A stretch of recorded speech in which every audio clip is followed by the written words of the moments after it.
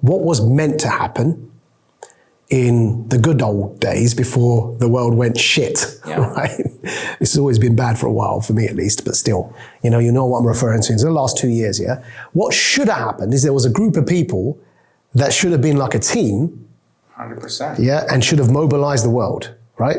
100%. Out of those group of people that I'm thinking of, you can count on one hand the number of people that did actually start doing anything. Right, and at the very least, the ones who didn't should have said, I don't understand why people that I know full well are careful and well-intentioned have reached a conclusion I can't understand.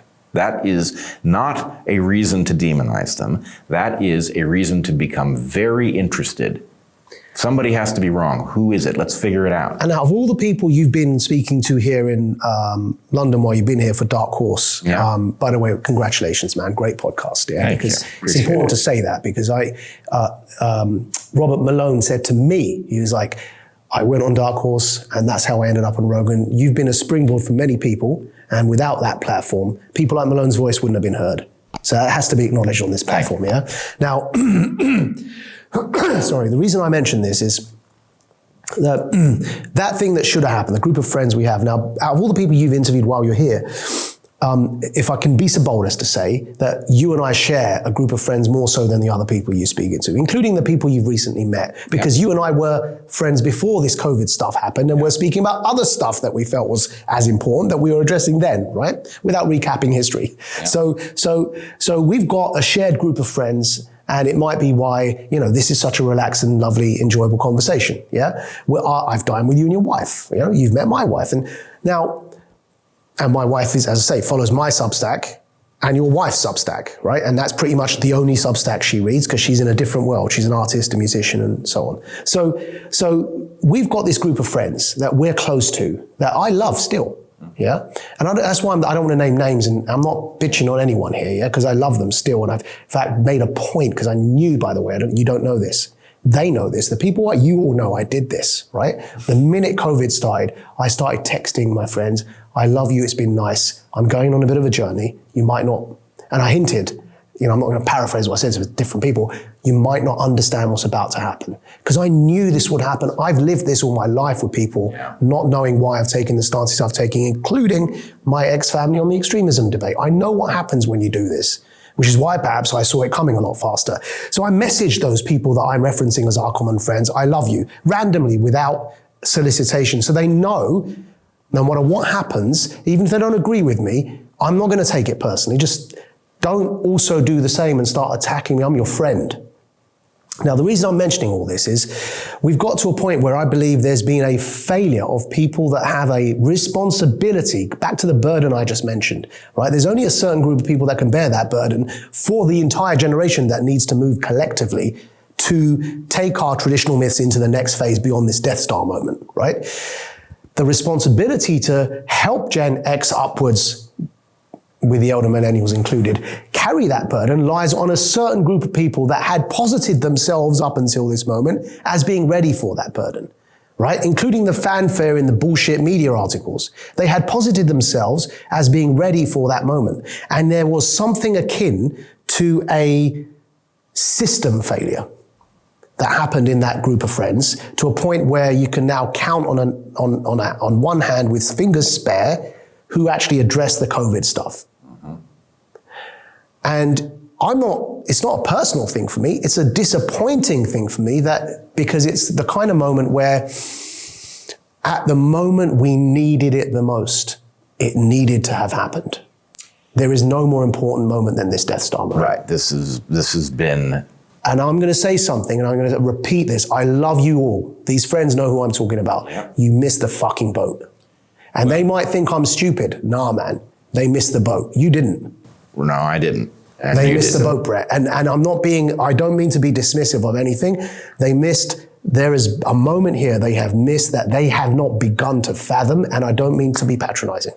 Because these are smart fucking people. And I think we have to figure out what the best way forward is, and I'm going to suggest something. Yeah. So first of all, they did miss the boat, but it's not completely gone yet for the following reason. Yeah, fine, give a rope, but jump on board, man. Here's where I think we are. Lab leak? Yeah. Come on. Yeah. We all know what happened, Yeah. right? This is clearly a modified virus. This is clearly a self-inflicted wound inflicted on humanity. Vaccine safety and effectiveness. Reasonable people can disagree over the net impact of these injections, but the idea that they were ever understood to be safe and effective is obviously preposterous. You don't even need that, Brett. You know what? For the people I'm talking about, the minute it was mandated, your alarm bell should have stopped. Yeah, but still, You know what I okay? mean? They told us they were safe and effective. We all know about myocarditis, right? We all know that they did not properly risk stratify by age or any of those things. They put people at risk. Were they safe? No. Were they safe enough? We can argue. But were they safe? No. If you ever said they were safe, you were wrong. Were they effective? Well, look at how many boosters you're being told they got. These are very, very weak vaccines. Not safe, not effective, have not controlled the pandemic. So that's 2 out of 3, right? We were right on 2 out of 3.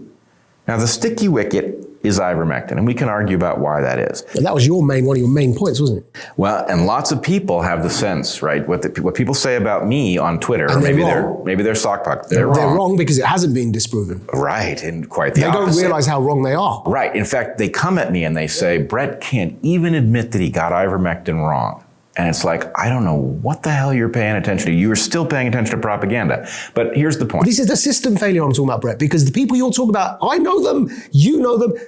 What the fuck is going on? Right, but here's the point. Okay. They're not stupid people. Right, but what they need to do is go back and track their own thought process. Yeah, right? yeah. If you thought, well, I don't know what to think about lab leak. It is kind of suspicious that it was in Wuhan, but the vaccine seemed like a really good idea. Well, okay. Now what you've discovered is that we were prescient on these 2 things, and maybe you think we were wrong on ivermectin, and maybe you think we're morally defective and can't admit it, or maybe we're right and you just haven't seen past the propaganda. But if we got 2 out of 3 right, and you got them wrong, aren't you interested in whether or not you might have the other one wrong too? And here's my point. I have a policy from after Evergreen.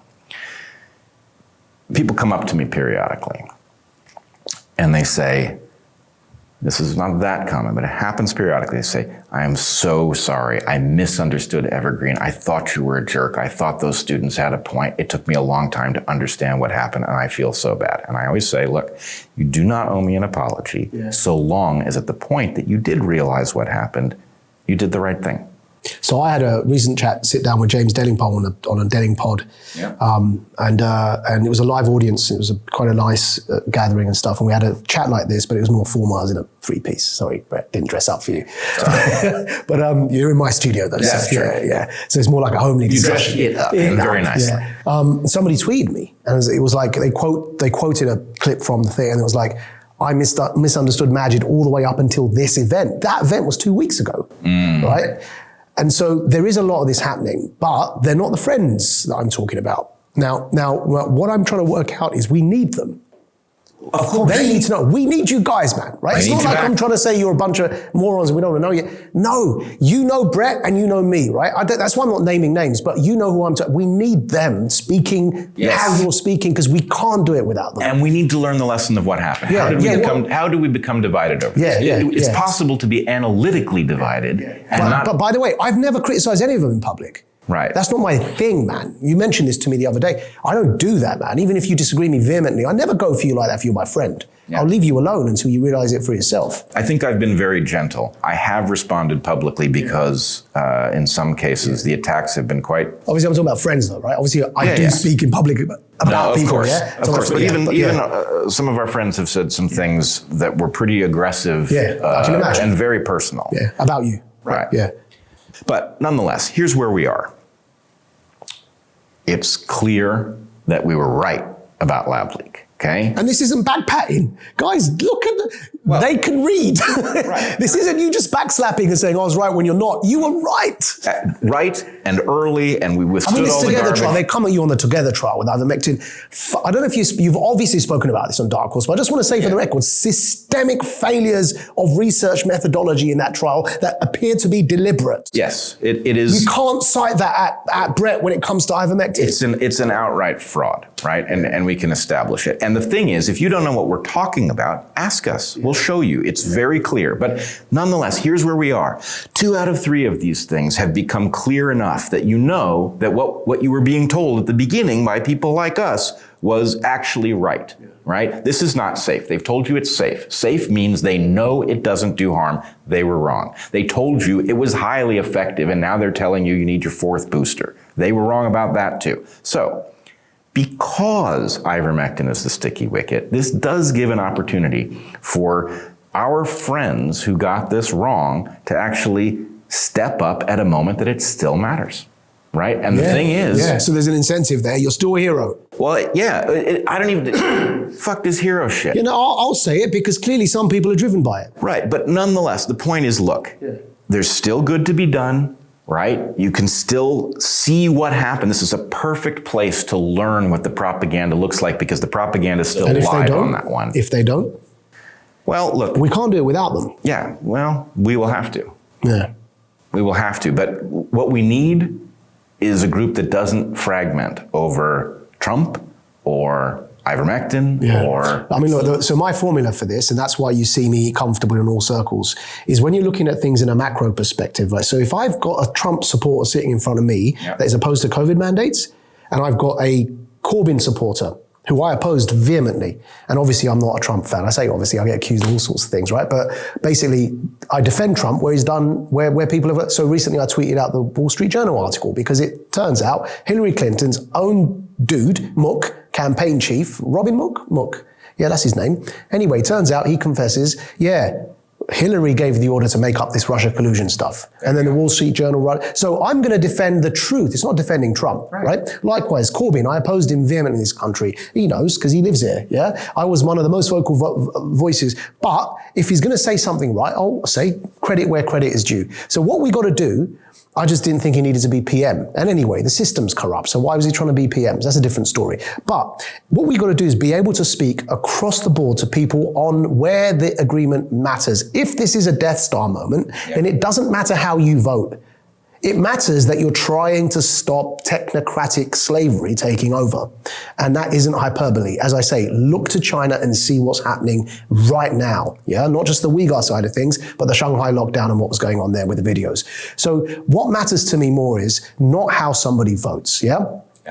To a certain extent, some issues still matter there. Like, I don't believe in, that even there are some, let's not go into it, it would be distraction, but there are some points there we still need to feel through. But in essence, we've got this bigger problem here, Now, we've got friends that should understand that point. So it's why I'm on good terms all the way through from Rubin to Sam Harris. I've got no bad beef with any of them on a personal level, Even though clearly they're on different ends of the Trump spectrum, because you mentioned Trump. That's why I give that example. And I could text both of them tomorrow. In fact, Sam and I texted through the pandemic, and Ruben and I texted through the pandemic, right? So there's no bad beef there with me and anyone there out of our friends. But we've got friends that have these different positions. The difficulty is, unless you see it as a Death Star moment, you're not going to be willing to transcend these differences because you think they're the biggest differences that are defining the future of humanity at the moment. You have to be able to see it as a Death Star moment to realize they are quite insignificant compared to the risk of what we're facing at the moment. I would say they are symptomatic. If you understand Trump as a symptom, you won't go crazy over it. And the fact that super smart friends of ours are not seeing that, I mean, the only reason you think Trump is the biggest thing we need to be discussing right now is if your ceiling if your bird's eye perspective, isn't flying where the eagle soars, but is flying where the blooming penguin is. Honestly. I don't mean to be insulting, but we've got bigger problems. So how do we get that? Well, this goes back to my principle. I will embrace anybody who does the right thing upon the recognition that they misunderstood the thing and have taken time to update. That's fine by me. We're square if that's what you do. If you don't, then I'm sorry, but you're not running the IDW protocol, and there is no point in trying to interact. That's finished, man. I mean, that grouping is not gonna... We've got to, because... the thing is, I'm a believer... Insofar it was a cohesive group in the first place. I'm a believer in the protocol. And, it was a prototype. It needs an update. But nonetheless, a lot of people miss it. I miss it. I'm going to say something as well, though. Again, this is not to take away any of the love I feel from anyone, But the silence is also not acceptable. Not just the open disagreement, which you've had to face, because thankfully, people know me and they know I haven't attacked anyone on this stuff, even if they, out of our friends' circles, obviously. Public figures I criticize all the time, it's my job. Sure. But if you're a public figure and my friend, then you're friend first. That's how I feel, right? So I don't go for them publicly. They're always going to be friends first, even if people don't treat me like that. I don't care, they're my principles. But the thing is that even if you face some of that criticism, but even the ones who haven't criticized, I think the silence itself, such is the gravity of the moment we're in that you must not be silent. And that requires unpacking. And the only way you get that is you understand what the gravity of the moment we're in, which is you get, right? You understand where we are. Yes, well, I think we have to leave plenty of room, all the room in the world, for agnosticism. It's one thing to say, I don't know what to think about this. It's very, very confusing. That's different. Right. That, of course, that's a natural place to land. But, the silence and hoping it will go away has been very destructive.